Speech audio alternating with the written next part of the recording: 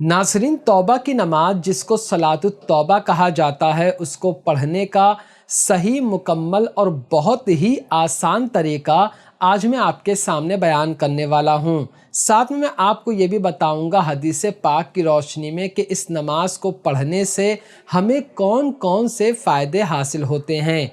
अस्सलामु अलैकुम वरहमतुल्लाहि वबरकातुहू। मैं मोहम्मद मुस्लिम रज़ा हशमती, आप देख रहे हैं अस्करी चमन। नाज़रीन, तौबा की नमाज हो या तौबा व इस्तिग़फ़ार करना हो, दोनों का एक ही मतलब होता है कि हम अल्लाह तबारक व ताला की बारगाह में अपने गुनाहों से तौबा करते हैं। हम दुआ करते हैं कि ऐ हमारे रब हमारे गुनाहों को माफ़ फरमा दे। देखो, एक तो होता है तौबा व इस्तिग़फ़ार करना, जैसे हम पढ़ते हैं अस्तग़फ़िरुल्लाह रब्बी मिन कुल्ली ज़ंबिन व अतूबु इलैह, या सिर्फ़ ये पढ़ते हैं अस्तग़फ़िरुल्लाह अस्तग़फ़िरुल्लाह अस्तग़फ़िरुल्लाह, या हम अपनी ज़बान में, यानी जो भी आपकी मादुरी ज़बान है जिसमें आप बात करते हो, उसमें आप दुआ करते होगे कि या अल्लाह मेरे गुनाहों को माफ़ फरमा, मेरे छोटे बड़े गुनाह सगीरा गुनाह कबीरा को माफ़ फरमा, कल मैदान महशर में हमारे गुनाहों की पर्दा पोशी फरमा। इस तरह जो हम दुआ करते हैं, ये तौबा व इस्तिग़फ़ार है। और एक है तौबा की नमाज का तरीका। याद रखना, दोनों के बारे में बताऊंगा क्योंकि दोनों ही अहम है और नमाज पढ़ने के बाद आपको तौबा भी करना है। तो अब एक एक चीज़ काफ़ी गौर से सुनिए। पहले मैं बताता हूँ कि जब हम तौबा व इस्तिग़फ़ार करते हैं अल्लाह ताला की बारगाह में, चलते फिरते, हर नमाज के बाद, इसी तरह ख़ास कर सोने से पहले, सोकर उठने के बाद जब हम तौबा व इस्तिग़फ़ार करते हैं तो इसका फ़ायदा क्या होता है, आपके सामने दो हदीसें पाक पेश करूँगा, बहुत ही अहम है, काफ़ी गौर से सुनना। किताब मजमूउज़ ज़वाइद जिल्द नंबर 10 की हदीस पाक नंबर 17575 में है। हज़रत सैयदुना अनस रदी अल्लाह ताला अन्हु से मरवी है, वो कहते हैं कि अल्लाह के प्यारे रसूल हमारे और आपके प्यारे आका हुज़ूर अलैहिस्सलातु व तस्लीम ने इरशाद फरमाया, बेशक लोहे की तरह दिलों को भी जंग लग जाता है और उसकी जिला यानी सफाई इस्तिग़फ़ार है। यानी जिस तरह लोहे पर जंग लग जाता है तो उसको आग में डाला जाता है उस जंग को साफ़ करने के लिए, बिल्कुल इसी तरह जब बंदा गुनाह करता है तो उसके दिल पर भी जंग लग जाता है, काला धब्बा लग जाता है। और वही बंदा जब अल्लाह ताला की बारगाह में रोता है, गिड़गिड़ाता है, अपने गुनाहों से तौबा करता है तो अल्लाह तबारक व ताला उसके गुनाहों को माफ़ फरमा देता है और उसकी ख़ताओं को मिटा देता है। एक दूसरी हदीस पाक सुनिए, बहुत ही प्यारी हदीस पाक है। सुनन इब्ने माजा जिल्द नंबर 4 की हदीस पाक नंबर 3819 में है। हज़रत सैयदुना अब्दुल्ला इब्ने अब्बास रदी अल्लाह ताला अन्हुमा से रिवायत है, वो कहते हैं कि हमारे आका हुज़ूर अलैहिस्सलातु व तस्लीम ने इरशाद फरमाया, जिसने अपने ऊपर इस्तिग़फ़ार को लाज़िम कर लिया, यानी जो शख्स हमेशा तौबा व इस्तिग़फ़ार करता रहता है, दिन भर रात भर तौबा व इस्तिग़फ़ार करता रहता है, तो उसको 3 बड़े फ़ायदे हासिल होते हैं। क्या? नंबर 1, अल्लाह ताला उसकी हर परेशानी को दूर कर देता है, यानी वो जिस भी परेशानी में होता है अल्लाह ताला उसकी परेशानी को दूर कर देता है। दूसरा फ़ायदा कि उसकी जो तंगी है, चाहे वो रिस्क की तंगी हो, घर की तंगी हो, माल की तंगी हो, अल्लाह ताला उसको दूर कर देता है, उसको उससे राहत अता फरमाता है।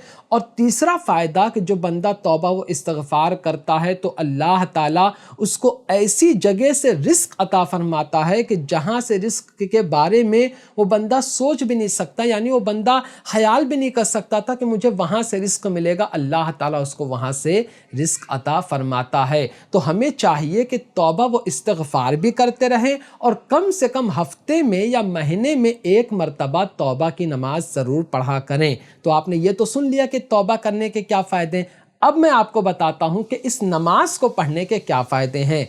किताब सुनन तिरमिज़ी जिल्द नंबर 1 की हदीस पाक नंबर 406 में है। हज़रत सैयदुना अबू बकर सिद्दीक़ रदी अल्लाह ताला अन्हु से रिवायत है, वो कहते हैं कि हमारे आका अल्लाह के प्यारे रसूल हुज़ूर सैयद आलम सल्लल्लाहु अलैहि व आलिहि वसल्लम ने इरशाद फरमाया, जब कोई बंदा गुनाह करता है یعنی جب کوئی بندہ گناہ کرتا ہے تو اس کے بعد وہ وضو کرے اور وضو کرنے کے بعد نماز پڑھے اور پھر توبہ و استغفار کرے، یعنی جو گناہ اس نے کیا ہے اس سے اللہ تعالیٰ کی بارگاہ میں معافی مانگے تو اللہ تعالیٰ اس کے گناہوں کو معاف فرما دیتا ہے۔ سبحان اللہ۔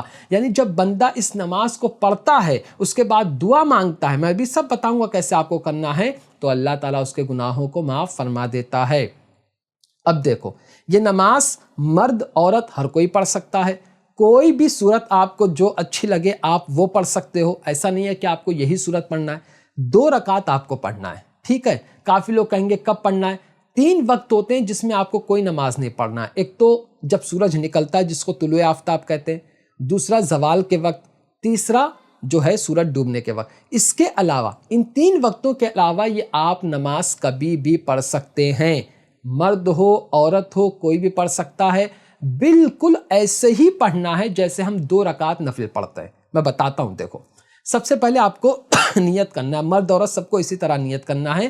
نیت کی میں نے 2 رکعت نماز نفل صلاۃ التوبہ واسطے اللہ تعالیٰ کے، رخ میرا کعبہ شریف کی طرف، اللہ اکبر، برابر ایک مرتبہ اور بول دیتا ہوں، نیت کی میں نے 2 رکعت نماز نفل صلاۃ التوبہ واسطے اللہ تعالیٰ کے، رخ میرا کعبہ شریف کی طرف، اللہ اکبر۔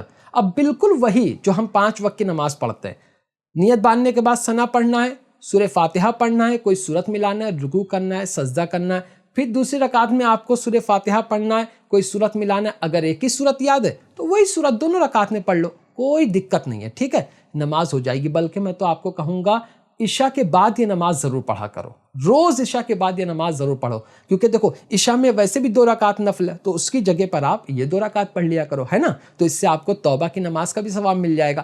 اب آپ کو کیا کرنا ہے؟ اتحیات میں بیٹھنا ہے، اتحیات درود ابراہیمی دعائے معصورہ پڑھنا ہے، یہ پڑھنے کے بعد آپ کو سلام پھیر دینا۔ اب کیا کرنا ہے وہ سنو۔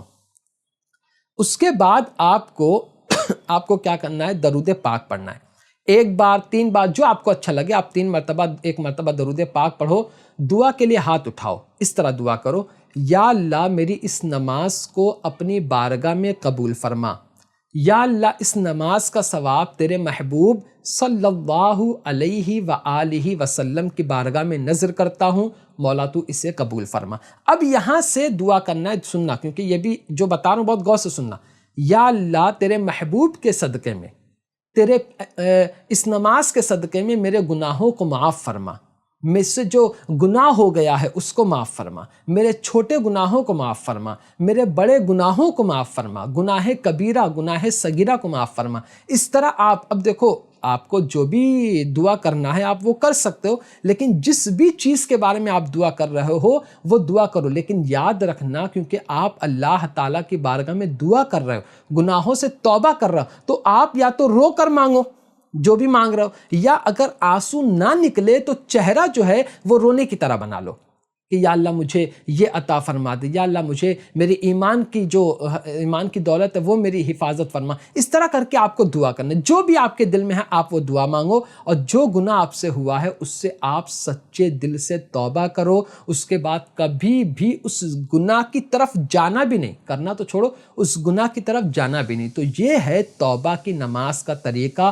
میں نے آپ کو بتا دیا۔ آپ چاہو تو نماز پڑھنے کے بعد استغفر اللہ استغفر اللہ استغفر اللہ یہ بھی پڑھ سکتے ہو، استغفر اللہ ربی من کل ذنب واتوب الیہ یہ بھی پڑھ سکتے ہو۔ دیکھو فرق نہیں ہے، عربی میں پڑھو گے تو یہ پڑھ لینا، اپنی زبان میں تو وہ دعا کر لینا جو میں نے آپ کو بتا دیا۔ تو یہ ہے توبہ کی نماز کا طریقہ۔ امید کرتا ہوں کہ آپ سمجھ گئے ہوں گے۔ بس کرنا یہ ہے کہ آپ پڑھیے، ہفتے میں 1 بار ہو سکے تو 1 بار پڑھیے، جب بھی آپ کو موقع ملے تب آپ پڑھیے۔ تو آج کی ویڈیو میں صرف اتنا ہی، اور آخر میں یہی دعا کروں گا کہ اللہ تبارک و تعالی ہم سب کے گناہوں کو معاف فرمائے، گناہ کبیرہ گناہ صغیرہ کو اپنے محبوب کے صدقے میں معاف فرمائے، آمین ثم آمین۔ تو آج کی ویڈیو میں صرف اتنا ہی۔ السلام علیکم۔